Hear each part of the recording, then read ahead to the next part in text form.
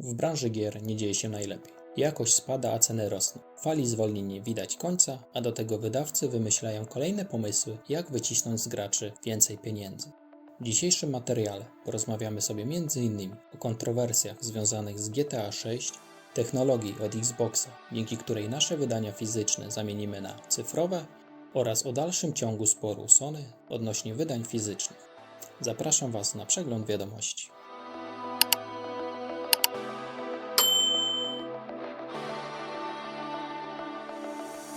Rockstar przerywa milczenie i zapowiada kolejny, trzeci już zwiastun GTA 6. Tym razem mamy dostać obszerny materiał rozgrywki z gry. Co ciekawe, wideo, które zadebiutuje 27 sierpnia o godzinie 21, ma pierw pojawić się na platformie streamingowej Netflix. Ekskluzywność ma potrwać 6 godzin, bo już o godzinie 3 w nocy polskiego czasu zwiastun zostanie udostępniony bezpłatnie na oficjalnych kontach wydawcy i producenta w mediach społecznościowych. Jak łatwo się domyślić, gracze nie są zadowoleni z tego faktu. Użytkownicy obawiają się, że może to stanowić precedens, który sprawi, że więcej wydawców pójdzie tą drogą i zaczną udostępniać materiały promocyjne ze swoich gier za paywallem. Premiera GTA 6 to będzie wydarzenie, które wykroczy poza sferę gamingową i nie dziwię się tutaj, że wydawca chce zmaksymalizować swoje zasięgi, a tym samym zyski. A być może to właściciel platformy streamingowej zgłosił się z ofertą do wydawcy gry Take-Two, upatrując szansy na przyciągnięcie nowych użytkowników. Tego nie wiemy, a czy to się przyjmie, zależy od tego, jak rynek zareaguje i czy to się obu stronom opłaci.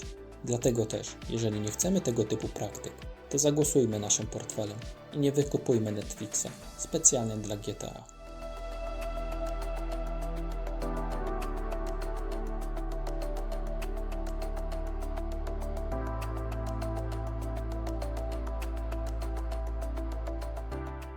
Jakiś czas temu informowałem Was o tym, że firma Sony kończy z produkcją gier na nośnikach Blu-ray. Gracze oczywiście nie byli zadowoleni i na korporację spadła fala krytyki, która trwa aż do dziś. Powstały petycje, zbiorowe pozwy.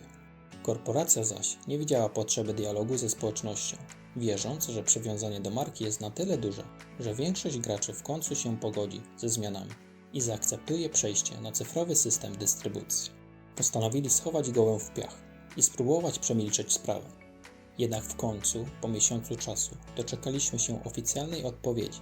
Podczas ostatniej konferencji prasowej przedstawicielka firmy, pani Lin Tao, potwierdziła, że Sony nie zamierza ugiąć się pod naporem niezadowolonych klientów i nie zmienią swojej decyzji odnośnie przejścia na cyfrową dystrybucję.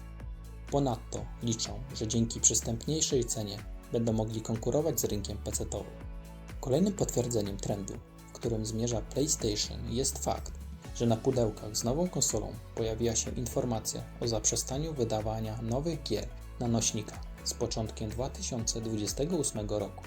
Ja tylko mogę życzyć im powodzenia. Jestem ciekaw przyszłych konsol przy obecnych cenach pamięci RAM i NAND.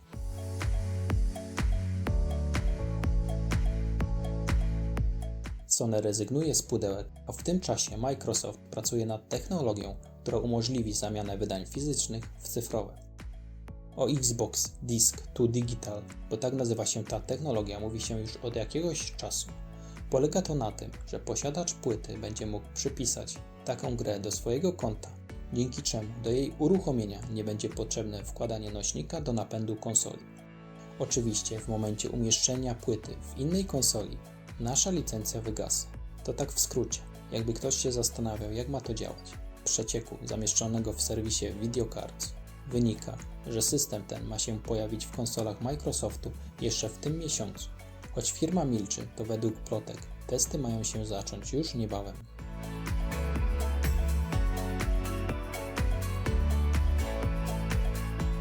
Ruszyły preordery chińskiego RPG akcji od studia S-Games.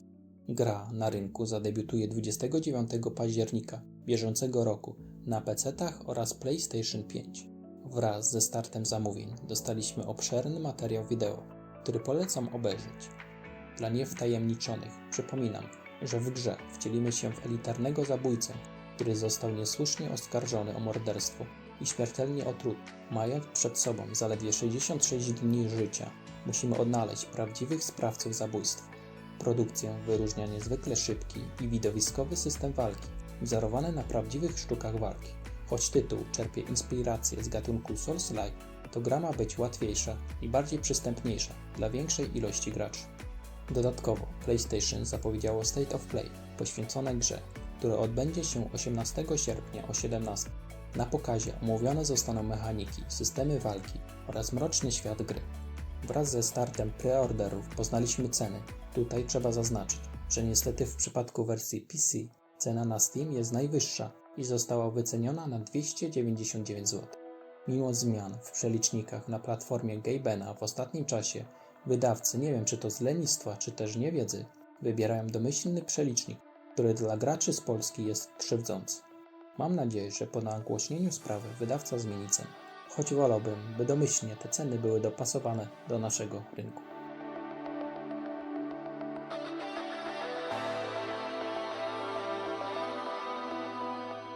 A skoro już przy grach jesteśmy, to przypominam, że już w przyszłym tygodniu, a dokładnie we wtorek, 14 sierpnia debiutuje The Sinking City 2. Survivor horror osadzony w mrocznym uniwersum inspirowanym twórczością Lovecrafta. Historia przenosi gracza do zalanego i opanowanego przez potwory amerykańskiego miasta Arkham. W przeciwieństwie do nastawionej na śledztwa pierwszej części, sequel kładzie większy nacisk na walkę, zarządzanie ograniczoną liczbą surowców oraz eksplorację. Tytuł zmierza na komputery osobiste oraz konsole PlayStation 5 i Xboxy Series S i X. Na tą chwilę nie wiadomo nic o wersji fizycznej i gra będzie sprzedawana tylko cyfrowo. Dostępne będą 3 wydania: Standard, Deluxe oraz Premium. Ceny widzicie teraz na ekranie. Warto zaznaczyć, że w edycji Premium dostaniemy 1 dzień wczesnego dostępu. Jest to niestety standard w branży, którego nie popieram. Ja chętnie zagram w grę, ale poczekam aż wyjdzie w pudełku. Liczę, że szybko to nastąpi.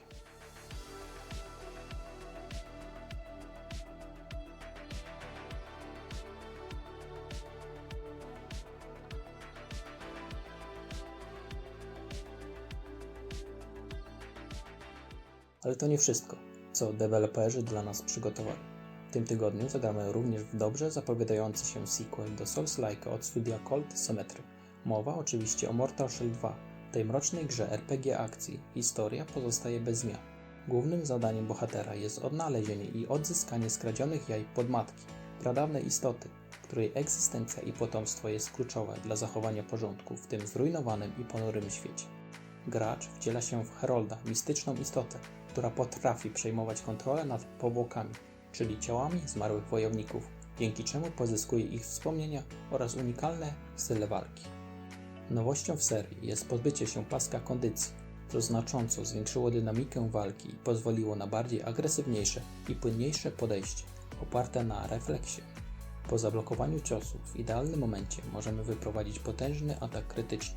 Ponadto zamiast korytarzowych lokacji, znanych z poprzedniej odsłony, otrzymujemy otwarty świat ze swobodą eksploracji.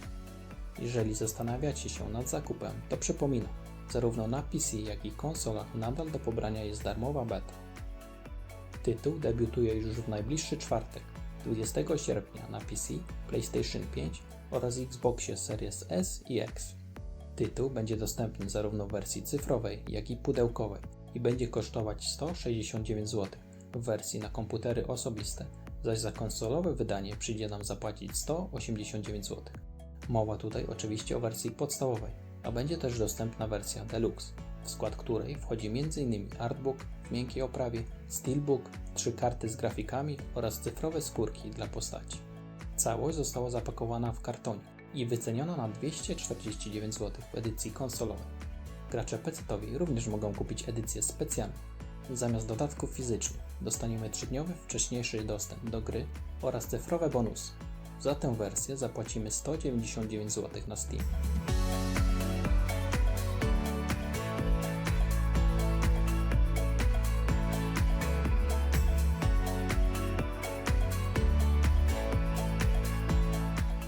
Przyszły tydzień zapowiada się niezwykle interesująco. Jeśli chcecie być na bieżąco z wiadomościami i kolejnymi premierami gier, zachęcam do lajkowania i subskrybowania. Nie zapomnijcie też o komentarzu taktycznym. To bardzo pomaga w rozwoju kanału. Dzięki za uwagę, do następnego, na razie.